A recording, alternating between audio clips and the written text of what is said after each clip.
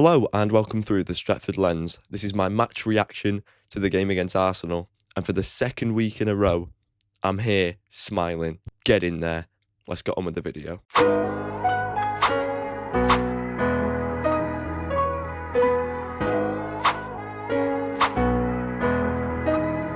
Now, I just want to start this video by saying, what a weekend of Premier League football. Last week wasn't really that good. For us, it was good. And then the rest of the games were a bit shit. There was like there's a few 0-0s. There were some boring games last week. This week, we had Liverpool losing in the last minute. That was fucking unreal to watch. Always great to see the Scousers lose. And in that way as well, the limbs looked unreal. Fair play to Bournemouth. And then us, we cooked an absolute stunning Super Sunday with Arsenal. What a brilliant game, full of brilliant goals. Well, our goals were fucking brilliant. Arsenal's was scrappy as fuck. But yeah, let's dissect this in a bit more detail. So Arsenal actually started this game really well, which you would expect. And I was sort of worried a bit because I thought we were giving them a bit too much respect in that first 20-25 minutes. And then we grew into the game. But yeah, first 20-25 minutes, Arsenal were on top. They played like a team that were at home and were going for the title. They faded towards the end, obviously, and we'll get onto that. But yeah, the first action that I remember was the free kick. We kept on giving them free kicks and corners, and I was just like, fucking. The only way that these twats are going to score is through this type of shit. Stop giving it them. And thankfully, we got away with it. But fuck me, how many corners did we give away? How many free kicks did we give away that were unnecessary? Like, oh my God. I mean, stressing. But yeah, first action that I remember was that free kick, and it was a good header as well. Brilliant ball in by Declan Rice. You expect that from him. His delivery is top fucking notch. He's actually unreal with his deliveries. The whip that he gets on it and the accuracy, fair play. Zubamendi, good header. Lamens, brilliant save, brilliant reaction save. It's a brilliant ball by Declan Rice, which invites Lamens to come, and he realises, oh shit, I'm not getting this.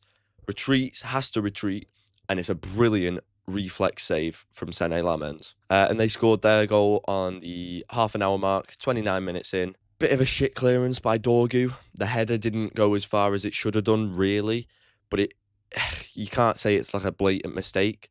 So it's just the little things. Then Saka picks up the ball. He chips it into Ødegaard. Ødegaard puts it in a very dangerous area. It's a very dangerous ball across. Timber's there with Martinez. Martinez is too busy trying to hold Timber, and obviously it ends up hitting Martinez on his back foot, misses it with his left, and it comes off his back right heel. It happens, but when that goal went in, it was a bit like, oh, fuck, this could start to go a bit lefty. Our reaction to this goal really mattered. But yeah, notes for that one, really. Martinez stopped focusing on holding the man as much, and then just mistiming the clearance. But he mistimed it because he was too busy trying to hold his man. You don't need to hold your man like that. That's not necessary. And yeah, Arsenal go 1-0 up 30 minutes in.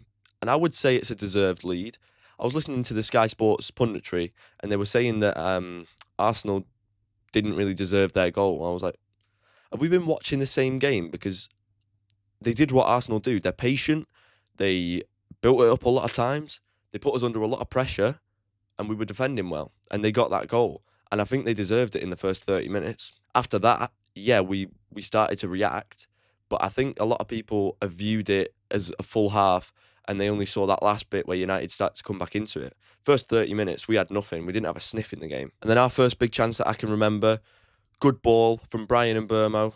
Great ball to Bruno Fernandes, in fact. Lapse of concentration from Saliba. I thought Saliba was really poor in this game, to be honest. He was just constantly switching off, and you really don't see that from Saliba a lot. So yeah, Bruno Fernandes goes behind him, but fair play to Saliba here, because he just gets the smallest touch on the ball with his last chop, and he hits it onto Bruno, so it can't be a clean connection. When you first watch it, you're going, fucking hell, Bruno, how have you missed that? You've got to get that on target.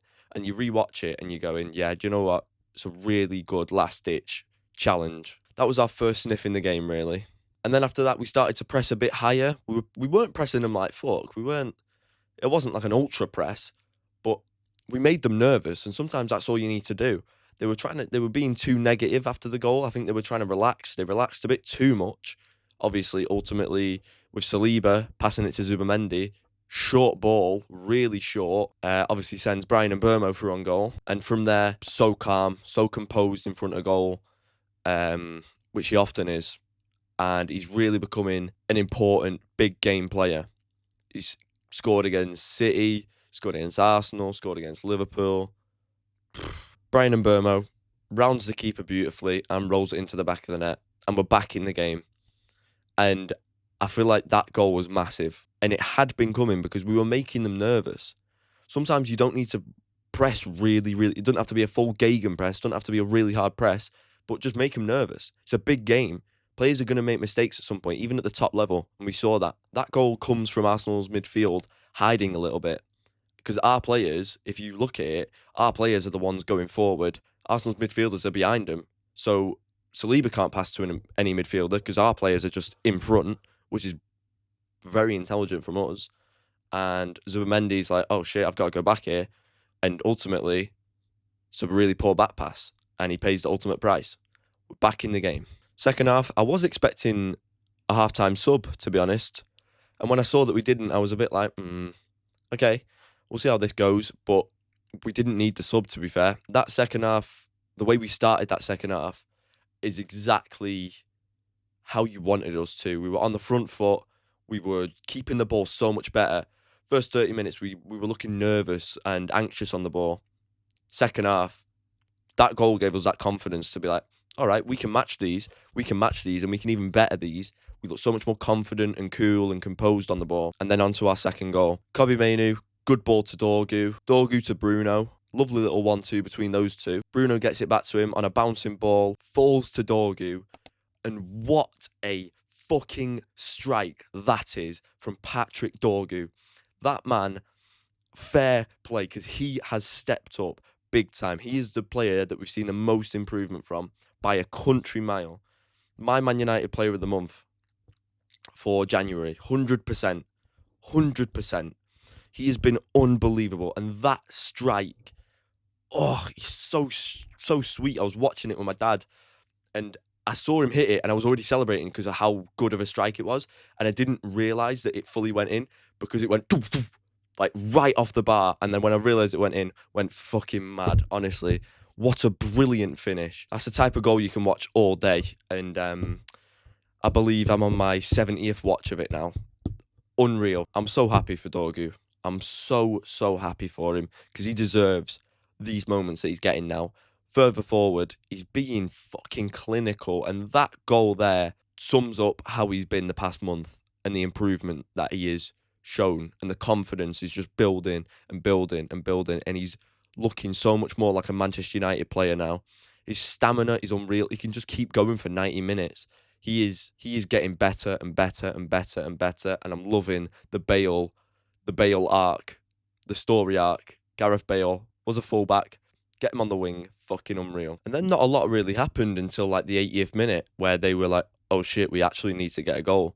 They were being very passive. They made subs, but they really didn't make an impact. He made 4 subs at once. They did fucking nothing. We were being calm on the ball. I was very impressed with our subs. We brought on Cunha for Brian, which, made perfect sense. Obviously, we'll see how good of a sub that was later when we get to that goal.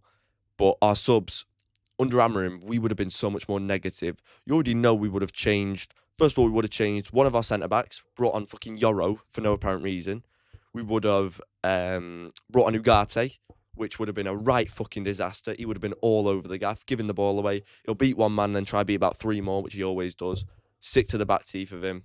And we would have sat back. Ultimately, we would have sat back in the 60th minute.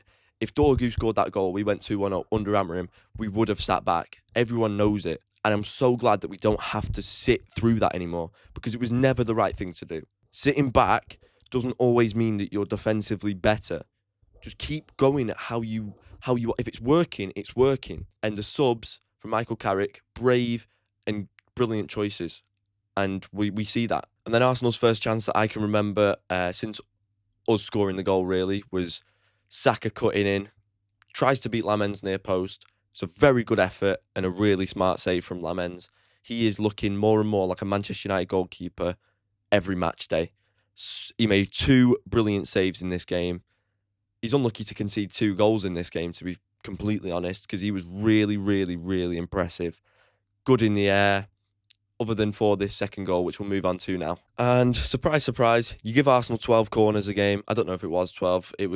We gave them a lot of corners and free kicks. They're going to score one of them, at least. And it's just a melee in the box. It's an absolute fucking mess. Brilliant ball in from Saka, I think it is. Lamens tries to punch it. He's never really getting there, but it's in that area where you go, if it's in that area, the keeper should be coming for it. He tries to come for it. It's not clean. It's an absolute scramble in the box. Cleared off the line by Cunha, and then it falls to Mikel Merino, I think it is, and he just gets the ball over the line before Shashko can clear it. And 2-2. Arsenal have got their tails up. They're going, come on, get the fucking crowd up. Come on, let's get back, lads. Let's get another goal. Yeah, fuck off, mate. You're not getting another goal. You brought that ball back to that centre circle so quickly just to concede again. Fuck off. And watching that, I was just like, oh my God, that is the most Arsenal goal ever. Scrappy as fuck. Set piece FC. Fucking... And the amount of dark arts that Arsenal use with time wasting and shit, as soon as another team does it to them, it's, hey, ref, Lino, how long on the watch here? Fucking hell. Shut up. You play like Atletico Madrid. What you on about? You lot are the biggest dark arts, stealing every yard that you can from them throw-ins as well. Don't think I didn't see that. Every single throw-in, it would be like, I'm going over it. Fucking nearly fell off my chair. They take the piss. The dark arts is disgusting. Don't try call another team out for that type of thing when you lot are the kings of doing it. No. But even when they scored that goal and we started to go forward, you were like, we can actually win this. We can win this. And then it goes to Bruno, ball into Mainu, lovely little pass from Mainu into Cunha. Cunha, positive first touch, turns, drives. That's exactly what you want to see from Cunha. And I've slated Cunha for how many shots he has a game and how many he has that are crap and they're not consistent enough and they're pointless.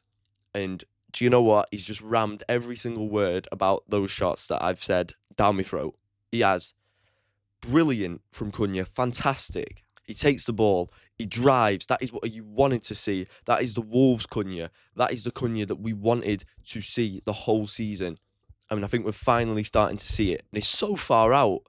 But yeah, I had a belief that he was going to score it. I don't know why. And I think a lot of United fans had a belief too. It was a fantastic effort.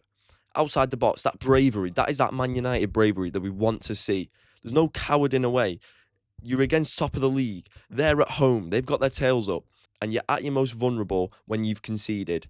And that was a perfect example of it. Drive at him. They're not in a good shape because they're focused on trying to get a goal. They're not even thinking about us being able to score a goal. And it's a fantastic effort from Cunha. Fantastic finish. Raya's got no chance. The power that he gets on it, the whip, it is, like I keep saying, the type of goals that Cunha was scoring for Wolves before he joined United. And that is what we want to see. Game-winning moment. And then he does a little dance at the end. And everyone was like, what the fuck is that dance? Who gives a fuck? 3-2 to Manchester United. Fantastic from Cunha and from the whole team, really. In the 14-month period that Ruben Amorim was there, we managed to get 2 wins in the Premier League in a row. Michael Carrick in 2 games has already matched it against 2 of the top sides in the league. Come on. Ruben Amorim, if I ever see him, I'm going to have to report him to someone. Because the crimes against football that man has committed, making that team and those players not playing Kobbie Mainoo, he just looks more and more stupid day by day. And I don't mean to slew the guy, but you had us watching Haram ball for 14 months, winning nothing, losing constantly. And the frustration from us, we knew we were going to be better in a 4-2-3-1 or a 4-3-3 or stop choosing your favourites. We've seen it fucking instantly. Michael Carrick steps in, brings calmness, and we see those Man United performances coming back, working hard, clinical on the break, fast counter-attacking football. That is what we wanted to see the whole time that you were there. You didn't bring us anything. And that's my final note from this game. Michael Carrick. That's all I have to say. Well done. Very well done. Because you've brought us 2 magical games there. Our 2 best games in the past 2 years, I'd want to say. So thank you to Michael Carrick. Keep going. And there we go. That's my match reaction to the game against Arsenal. We won 3-2. We're up into 4th. We finally accepted the invite into the top 4. We've finally done it. We're above Liverpool. And we really should be up with Villa and City. With the points that we've dropped and the teams that we've dropped it against and the manner that we've done it, we should not be where we are. We should be even higher. We should be up here. We should be level with Villa and City. But we got to keep the consistency. I think we've got Fulham next at home, which is going to be a test in itself because we love to struggle against the shitter teams for some reason. That is just the most us thing ever over the past 5 years. So we'll see how that goes. But until then, thank you very much for watching. I'm enjoying my club again. I hope you guys are too. Like, comment, subscribe, share with your friends if you think they'd enjoy this channel too. And I'll see you next time through the Stretford lens. Take care, lads. Come on, United and ladies. Bosh. I step off the train. I'm walking down your street again.